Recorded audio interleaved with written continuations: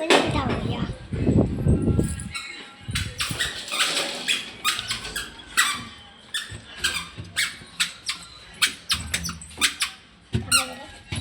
हे बघा गाईस, तर मी लिफ्टमध्ये आता आली आहे. आता बघा रे बाबा, माझी बहीण आली. आणि आता माझी मम्मी आहे. आणि हे बघा माझे पप्पा. पप्पा दाखव. पप्पा आहेत माझे.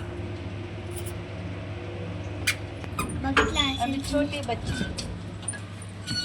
माझी बहीण.